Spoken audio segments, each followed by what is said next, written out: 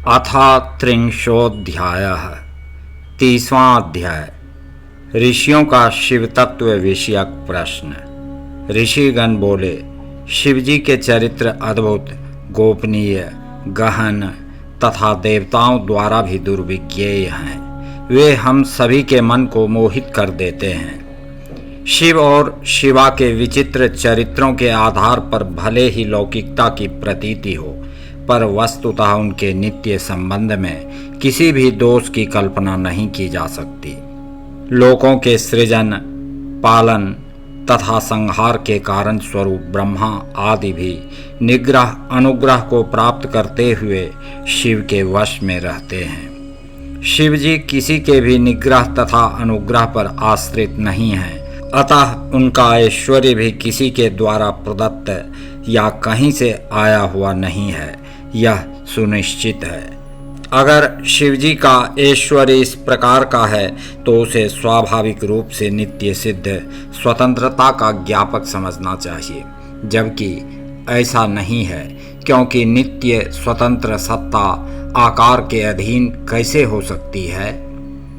स्वतंत्र सत्ता का मूर्ति पर तंत्र होना सिद्ध नहीं होता, क्योंकि वह तो सभी का मूल कारण है, जबकि मूर्ति तो कार्य अथवा उत्पाद्य है।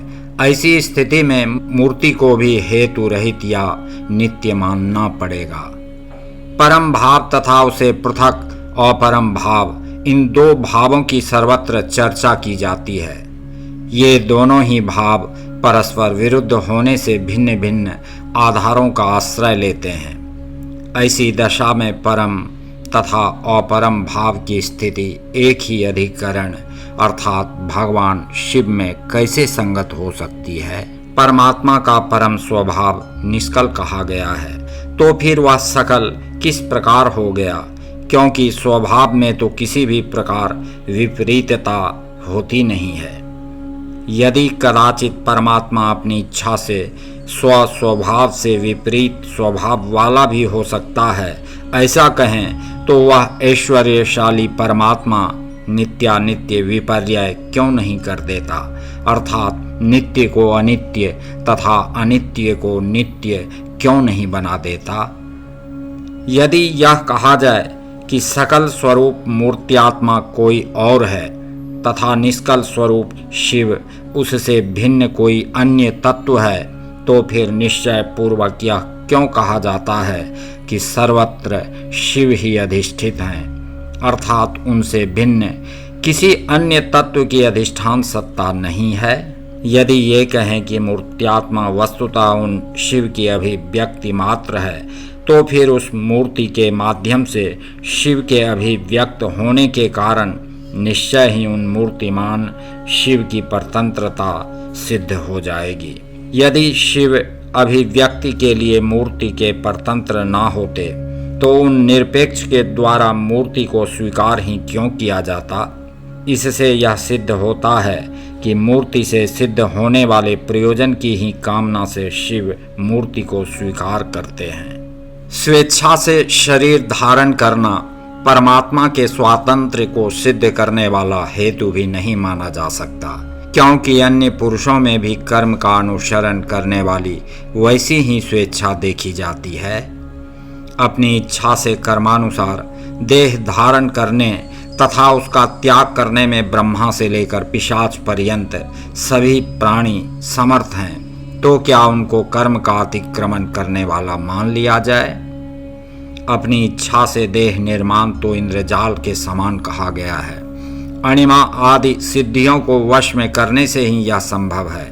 महाराज क्षुभ की ओर से युद्ध करते हुए भगवान विष्णु ने जब विश्व रूप दिखाकर दधीच को स्तब्ध करना चाहा, तब महर्षि दधीच ने स्वयं भी विष्णु का रूप धारण कर उनकी वंचना की। हम लोगों को तो ऐसा प्रतीत हो रहा है कि सबसे उत्कृष्ट होकर भी जब परमात्मा शिव शरीर धारण करते हैं तो वे निश्चय ही अन्य प्राणियों के समान हैं। परम कारण शिव को सब पर अनुग्रह करने वाला कहा गया है। वे देवताओं का निग्रह भी करते हैं, तो फिर वे सब पर अनुग्रह करने वाले कैसे हैं। दुर्बुद्धिवश शिव को पुत्र मानकर पुनः पुनः निंदा में तत्पर हुए ब्रह्मा जी के 5वें सिर को शिव ने काट डाला था। शरभ रूपधारी शिव ने शीघ्रता पूर्वक अपने पैरों से आक्रमण करके नृसिंह रूप वाले विष्णु के हृदय को तीक्ष्ण नाखूनों से विदीर्ण कर दिया था। दक्ष के यज्ञ में भाग लेने के कारण देव स्त्रियों तथा देवताओं में ऐसा कोई नहीं था जो पराक्रमी वीरभद्र के द्वारा दंडित नहीं किया गया हो। शिवजी ने स्त्रियों, दैत्यों तथा बालकों सहित त्रिपुर को एक क्षण में अपने नेत्र की अग्नि से जला दिया था। प्रजाओं की उत्पत्ति तथा स्त्री पुरुषों की पारस्परिक रति के हेतु स्वरूप रतिपति कामदेव देवताओं के चीखने चिल्लाने पर भी शिवजी की नेत्राग्नि में भस्म हो गए थे। उनके सिर पर दुग्ध धारा गिराती हुई कुछ आकाशचारिणी गायों को भी प्रभु शिव ने क्रोध पूर्वक देखकर उसी क्षण भस्म कर दिया था। जिसने शेष नाग को रज्जु बनाकर उससे विष्णु को बांधकर उन्हें 100 योजन दूर फेंक दिया था, उस जलंधरासुर को शिवजी ने अपने चरण से जल को चक्राकृति बनाकर भयभीत कर दिया। जल में स्थित हुए शिवजी ने उस दैत्य को त्रिशूल से मार डाला। तपस्या करके भगवान शिव से उनके सुदर्शन नामक चक्र को प्राप्त कर विष्णु भगवान सदा के लिए अपूर्व पराक्रमी हो गए। शिवजी ने हिंसा के लिए दया रहित देव शत्रुओं के कुल तथा अंधक दैत्य के हृदय को त्रिशूल की अग्नि से संतप्त कर दिया था।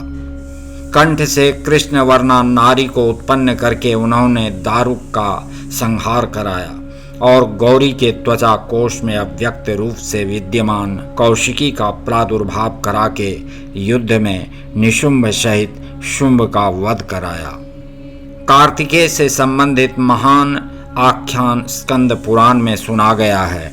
इंद्र के शत्रु तारक नामक दैत्यराज के वध के लिए ब्रह्मा जी ने मंदराचल पर अंतःपुर में शिवजी से प्रार्थना की थी। उस समय शिवजी सुदीर्घ काल तक भगवती पार्वती के साथ मंदराचल पर लीला विहार करते रहे। उनके असाधारण लीला प्रसंगों से ऐसा प्रतीत हो रहा था मानो पृथ्वी रसातल को चली जाएगी। उन्होंने लीलावश भगवती की वंचना कर उनमें अपने तेज का आधान न करके उस दुर्वाह तेज को अग्नि में विसर्जित कर दिया। अग्निदेव ने उस शैव तेज को अनेक अंशों में विभक्त करके गंगा आदि नदियों में डाल दिया। तदुपरांत भगवती स्वाहा ने कृत्तिकाओं का रूप धारण करके जहां तहां अंश रूप से विकीर्ण उस तेज को ग्रहण कर लिया। तदुपरांत सुमेरु पर्वत पर अग्निदेव के साथ विहार करती हुई स्वर्णवर्णा स्वाहा देवी ने उस तेज को वहीं सरकंडों के वन में किसी स्थान पर स्थापित कर दिया। समय आने पर वह तेज अग्नि के समान प्रज्वलित हो उठा और उसने अपने प्रकाश से 10 दिशाओं को मानो अनुरंजित सा कर दिया तथा सुमेरु सहित निकटवर्ती सभी पर्वतों को स्वर्णमय बना दिया। तत्पश्चात दीर्घकाल के बीतने पर कुमारों के सदृश सुकुमार देह वाला वह शिवपुत्र प्रादुर्भूत हुआ। उसके शैशवोचित मनोहर स्वरूप को देखकर देवताओं तथा असुर आदि के सहित सभी लोग आश्चर्यचकित एवं मुग्ध हो गए। उस समय पुत्र को देखने की अभिलाषा लिए हुए देवी पार्वती के साथ स्वयं भगवान शिव भी वहां आ पहुंचे। उन्होंने बालक को गोद में बैठा लिया और उस मुस्कुराते हुए बालक की मुख माधुरी को वे स्नेह विवश चित्त से मानो अमृत के समान पीने लगे। वीतराग तपस्वियों के साथ वहां उपस्थित देवताओं के समक्ष ही शिवजी ने अपने वक्षस्थल पर इच्छानुरूप बालक को नचाकर तथा उसकी बालकोचित क्रीड़ाओं के सुख का अनुभव करके देवी पार्वती को दुग्ध पान कराने के लिए संकेत किया। देवी ने भी आदर सहित शिवजी की आज्ञा मानकर उसे अमृत सदृश दुग्ध पिलाया। तदनंतर उस बालक से यह कहकर कि तुम्हारा आविर्भाव संसार के कल्याण के लिए हुआ है, भगवती पार्वती तथा स्वयं महादेव शंकर तृप्त नहीं हो सके। तदुपरांत तारकासुर से भयभीत इंद्र के साथ परामर्श करके त्रिपुरारी शिव ने अपने पुत्र का देव सेनापति के पद पर अभिषेक करवाया। इंद्र आदि देवताओं से संरक्षित कुमार स्कंद को सेना के मध्य में भेजकर शिवजी अदृश्य होकर वहीं स्थित हो गए। उस युद्ध में कुमार ने क्रौंच पर्वत को विदीर्ण करने वाली प्रलयकालीन अग्नि के समान देदीप्यमान उस शक्ति से इंद्र के भय के साथ साथ तारकासुर का मस्तक भी काट डाला। तब ब्रह्मा विष्णु आदि देवताओं ने कुमार का विशेष स्तवन किया। ऐसे ही अपने बल से गर्वित होकर अपनी विशाल भुजाओं से कैलाश पर्वत को उठाने में लगा हुआ राक्षस राज साक्षात रावण, उस पाप को सहन न करने वाले देव शिव के पैर के अंगूठे के स्पंदन मात्र से मसल दिया गया और भूमि में चला गया। समाप्त हुई आयु वाले किसी वटुक ने प्रयोजनवश शिवजी का आश्रय ग्रहण किया था। जब यमराज ने उसके प्राणों को हरण करना चाहा तो भगवान शिव ने शीघ्रता से आकर के यमराज को पैरों तले दबा दिया। एक बार शिवजी बड़वानल को ही अपना वाहन वृषभ समझकर उसे गला पकड़ करके ले आए, जिसके कारण सारा संसार जलमय हो गया। लोग जिन्हें जानने में समर्थ नहीं हैं, ऐसे आंगिक चेष्टाओं से युक्त एवं आनंद तथा सौंदर्य से परिपूर्ण नृत्याभिनयों के द्वारा अनेक बार शिवजी ने जगत को चलायमान कर दिया था।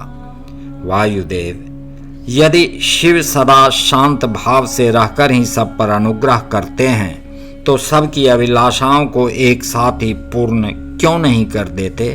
जो सब कुछ करने में समर्थ होगा वह सबको एक साथ ही बंधन मुक्त क्यों नहीं कर सकेगा? यदि कहें अनादिकाल से चले आने वाले सबके विचित्र कर्म अलग अलग हैं, अतः सबको एक समान फल नहीं मिल सकता, तो यह ठीक नहीं है, क्योंकि कर्मों की विचित्रता भी यहाँ नियामक नहीं हो सकती, कारण कि वे कर्म भी ईश्वर के कराने से ही होते हैं।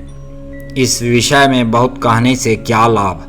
उपर्युक्त रूप से विभिन्न युक्तियों द्वारा फैलाई गई नास्तिकता जिस प्रकार से शीघ्र ही निवृत्त हो जाए, वैसा उपदेश दीजिए।